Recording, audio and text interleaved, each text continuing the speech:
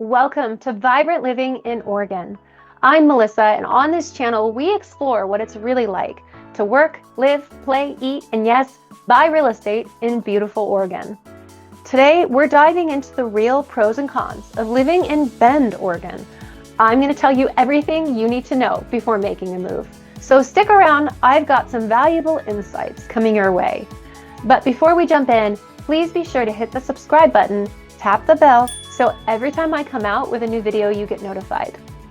And if you or someone you know is considering a move to Oregon, please don't hesitate to reach out. We absolutely love helping people just like you find their ideal locations and dream homes all over Oregon. Just give us a call, shoot us a text, or send us an email, nights, weekends, whenever. We absolutely happy to answer all of your questions and get you plugged in. And with that, let's dive in. Bend was ranked among the top 5 places to live in the U.S. and has been growing like crazy for over 3 decades. It's no wonder, with the serene mountain views and the active community, the 4 beautiful seasons that we enjoy, what isn't there to love? Today, I'll help you understand what makes it so special, along with some of its challenges. Here are the top 5 pros and cons of living in Bend, Oregon. Pro number 1, no sales tax. All right, so let's start with the taxes. In places like California, the statewide sales tax starts at 7.25%, but with local additions, the average can climb up to about 9% or more. When I travel outside of Oregon and head back to California, it always hits me a little harder at the register when the total is so much higher than I expected because of taxes. I guess I've adjusted to Oregon's no sales tax. If shipping whatever I'm buying is an option, I usually opt for that so I can save upwards of 10% on my purchases, and you can too once you live here. When it comes to real estate, which is after all what we do here, the average property tax rate in Oregon is around 0.82%, and in Bend it can be slightly higher, closer to 0.9%, but the national average is 0.99%, so there are some savings there. Property taxes in California are capped at 1%, but due to higher property values, this can lead to significantly higher tax bills. So if saving money on taxes is a priority for you, Bend and Oregon in general definitely offer some appealing advantages. Con: high income taxes. Okay, so maybe you're already aware of the fact that Oregon doesn't currently charge sales tax, but did you know that Oregon has a progressive income tax system? Depending on your income level, your tax rate can vary. Income tax rates range from 5%, just about 5%, to just about 10% in Oregon. So the more money you make, the higher your tax rate, which could be a pro or a con, just depending on how good your accountant is. But just for fun, let's compare that to good old California, where I'm from. California's income tax rate is much steeper, with rates ranging from 1% all the way up to 13.3% for higher earners.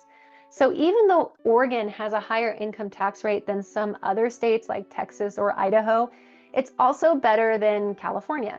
With no sales tax, it does balance out. Pro number 2, the weather. Next up, the weather. While California is known for its sunny days, Bend surprises many newcomers with more sunny days than you might think. Oregon has a reputation for being gray and rainy. But here in the high desert, we do enjoy about 290 sunny days a year.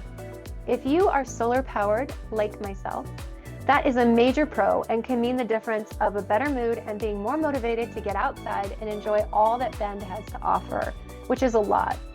It's so much harder for most people to get motivated when it's dark and gray out. It definitely is for me.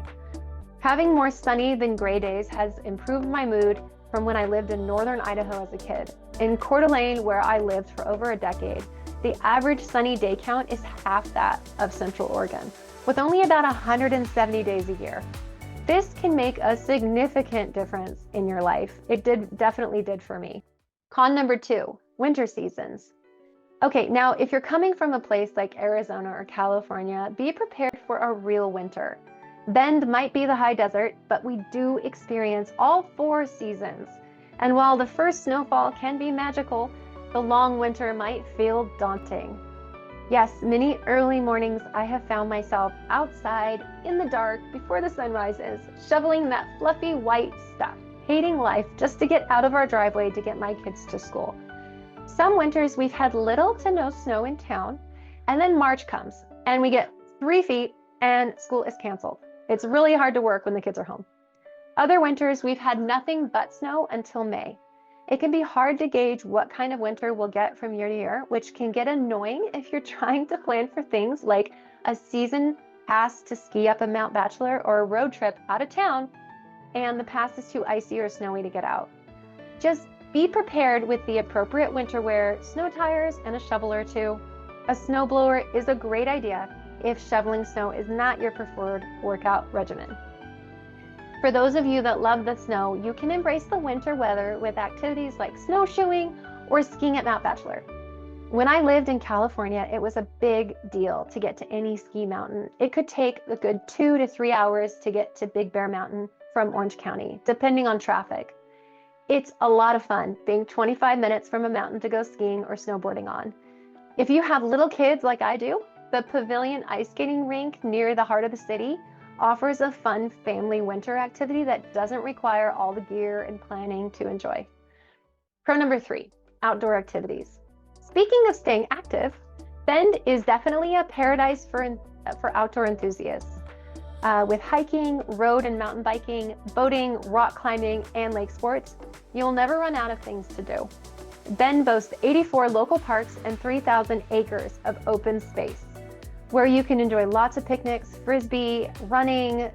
Every visitor I've had in Bend has always been amazed at how many and how beautiful our parks are. It adds to Bend's charm and the community vibe Bend is really going for, and they nailed it. If you are more the athletic type and like to stay active in a community, Bend hosts many activities from marathons, half marathons, and 5Ks. There are triathlete events like the Pacific Crest Endurance Festival too. If golf is more your speed, there are 25 golf courses within a 20-mile radius of Bend. Some of the courses are challenging in the best way, so bring your clubs when you come to visit, or plan to take it up when you're here and ready to make a move. Con number 3, fitness options. Okay, so if you're used to the gym culture in California or other areas, you might notice a slight difference here in Bend. I've been frustrated not having a larger indoor facility to use during the cold winter months and even during the summer months when smoke season can happen. Yes, we have a smoke season. We've got to talk about that on my next video. But while we don't have an LA Fitness currently, we do have local great spots like Orange Theory, Hit Logic, and Snap Fitness. We have lots of options with larger facilities that are being built out. So stay tuned for that. We're going to have many more options here soon. The community is very active, but you might want to adopt a more outdoorsy lifestyle if you're planning to make Oregon and especially Bend your new home. If you're in it for the quiet quality of life and the serene beauty, then Bend is a wonderful place for that too, and this may be less of a con for you. Pro number 4, the food scene.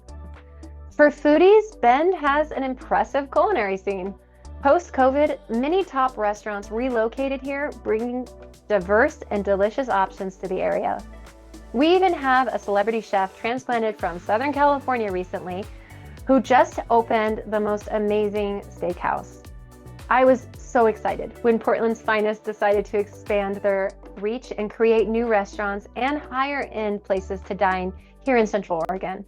When I first visited Bend, I was amazed at the quality of restaurants here.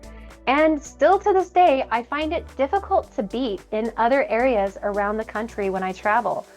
For a small city, we have exceptional food. Con number 4, dining options. All right, so that said, while Bend boasts great eateries, choices can still be pretty limited. I often find myself frequenting the same handful of restaurants and wish we had more options. For international cuisine, we have some good Thai food and even some decent sushi, but I would love to see more variety, and with the increase in Bend's popularity, that could be on the horizon soon.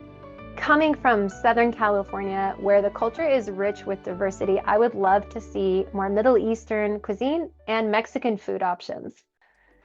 Pro number 5, slow, easygoing culture. All right, life is fast-paced these days. I know you know what I mean. So making a change to Bend could mean a more calm and relaxed lifestyle. After living in places like California and even New Jersey, being in Bend has been a breath of fresh air for me and my family. Nearly every destination in Bend is within 15 to 20 minutes, There's only one main freeway in town with a speed limit of 45 miles per hour currently. So life can take on a slower pace if you choose that. People typically move to Bend for a better quality of life, and many of Bend's residents are entrepreneurs and telecommuters. The majority of those living in Bend are here to enjoy the breweries, the ski mountain, and outdoor sports, so people are more relaxed in general than most living in bigger, fast-paced cities. Con number 5, slower, easygoing culture. Okay, so the con in that is that it can be quite an adjustment coming to a slower paced, laid-back culture. In the first year that I lived here, I was in the turn lane behind a semi-truck turning onto a main road in the middle of the city. To get around said semi-truck, because I had places to go and things to do, once our turn was complete, I sped up to around 35 to 40 miles per hour to get around the slow-driving truck. Well, I was swiftly pulled over and given a speeding ticket because that particular 4-lane highway or 4-lane road was a 25 mile per hour stretch. So yeah, the slower, easygoing lifestyle can be a real con if you're possibly type A and coming from a faster paced lifestyle like myself. Bend is composed of many 2-lane roads, so when you get behind one of these easygoing individuals, just take a deep breath and enjoy the scenery. You might be there a while. Ordering packages from Amazon, don't expect a delivery that day or even the next day. Being in such a remote location can mean your items could take upwards of a week. Yes, living in a slower, easygoing culture has its pros and its cons. So you really just need to ask yourself if you can adjust and enjoy this type of environment. There are definitely some pluses and minuses to both. That's it for now on the top 5 pros and cons of living in Bend, Oregon. I hope you found this video helpful, and if you or someone you know is looking to move to Oregon, reach out. The email and phone number are below, and be sure to stay tuned for my next video where I'll tell you everything you need to know about vibrantly living in Oregon. Until next time.